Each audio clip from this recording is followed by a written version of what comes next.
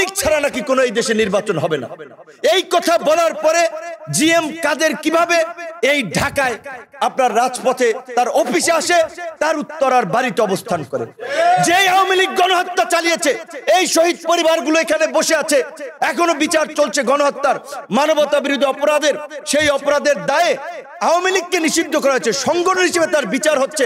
আর GM কাদের বলছে আওয়ামী লীগ ছাড়া নাকি এই দেশে নির্বাচন হবে না, জাতীয় পার্টি ছাড়াও নির্বাচন হবে না। এই গণ অভ্যুত্থানের সময় ছাত্র যুবক তরুণরা আন্দোলন করেছে, ঠিক, তারা আহত হয়েছে, গ্রেপ্তার হয়েছে।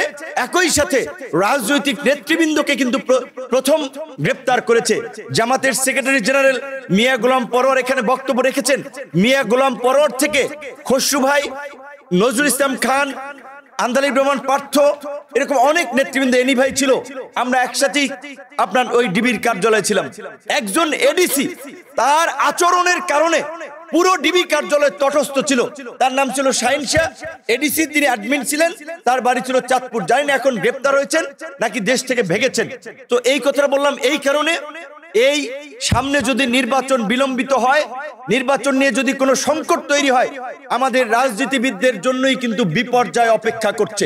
কাজে আমরা মনে করি অবশ্যই আমাদের যে প্রাণের দাবি, এই গণ অভ্যুত্থানের যে আকাঙ্ক্ষা, গণহত্যার বিচার, রাষ্ট্র সংস্কারের পরিষ্কার রূপরেখা এবং নির্বাচন, গণহত্যার বিচার চলছে। এবং এই যে আন্তর্জাতিক অপরাধ ট্রাইব্যুনালের যে প্রসিকিউশন টিম, তাদের কার্যক্রমে আমরা খুশি, তাদেরকে আমরা ধন্যবাদ জানাই। এই প্রতিষ্ঠা বার্ষিকী থেকে আপনারা দেখেছেন যে এই আর্মির জেনারেলরা গুম খুনের সাথে জড়িত ছিল, যাদেরকে গত 1 বছর বিচারের মুখোমুখি করা হবে কিনা দ্বিধাদ্বন্দ্বে ছিল। এই প্রসিকিউশন টিম, আইন উপদেষ্টা এবং ডক্টর ইউনূসের সাহসিকতার ফলে তাদের হাতে হাত করা পরানো হয়েছে। আপনারা দেখেছেন ওই যে একজন মেজর, তিনি কিভাবে পাখির মতো গুলি করছিলেন, তাদেরকে এখন হাত করা পড়েছে, তাদের বিচার হচ্ছে। আমরা পরিষ্কারভাবে বলতে চাই, সেনাবাহিনী এই দেশের স্বাধীনতা সার্বভৌমত্বের প্রতীক। সেনাবাহিনীর এই কতিপয় ক্রিমিনালের কারণে সেনাবাহিনী সম্মানহানি হতে পারে না, সেনাবাহিনী কলঙ্কিত হতে পারে না, বরঞ্চ এই ক্রিমিনালদেরকে বিচারের মাধ্যমে সেনাবাহিনীকে কলঙ্ক মুক্ত করা হবে। তাই সেনাবাহিনীর বর্তমান সেনা প্রধান থেকে শুরু করে উচ্চ পদস্থ কর্মকর্তারা এই বিচারে সহযোগিতা করবেন, সেটা আমরা প্রত্যাশা করি। একই সাথে আক্তারের বক্তব্য যেটা বলেছে, সেটা আমরা সকলকে স্মরণ করে দিতে চাই।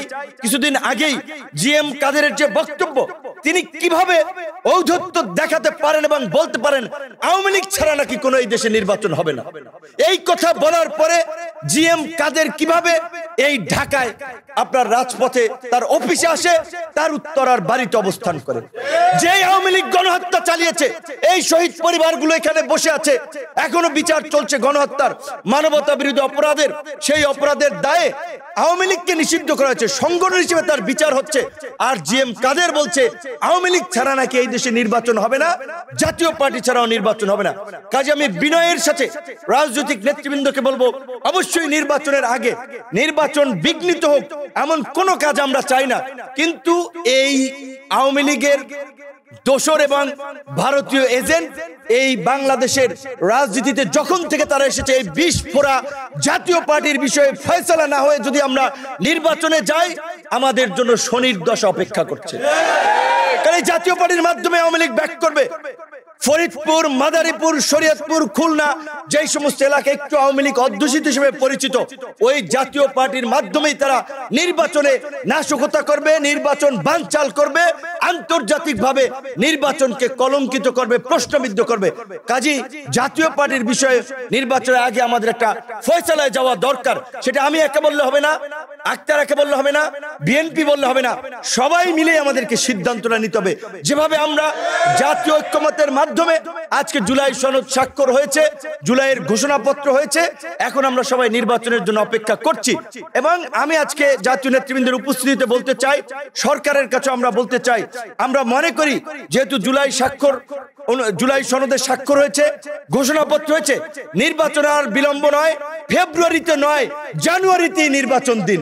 কারণ নির্বাচন না হলে আমাদের জন্য সংকট অপেক্ষা করছে এবং আমাদের অস্তিত্ব হুমকির মুখে পড়বে।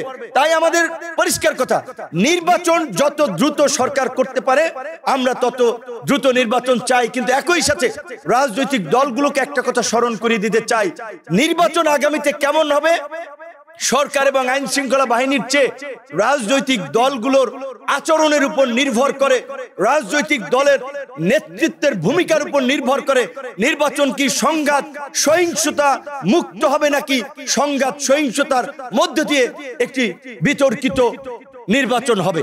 তাই সব রাজনৈতিক দলের নেতৃবৃন্দকে সহনশীল আচরণ করার এবং সকলে মিলে যেন একটা উৎসব মুখর নির্বাচনের মধ্যে দিয়ে এখন যে বাংলাদেশ একটা সন্ধিক্ষণে উপস্থিত হয়েছে, আমরা যেন একটা নতুন যাত্রার দিকে অগ্রসর হতে পারি, সেই বিষয়ে সকল রাজনৈতিক দল তার নেতা কর্মীদের দিক নির্দেশনা দিবে।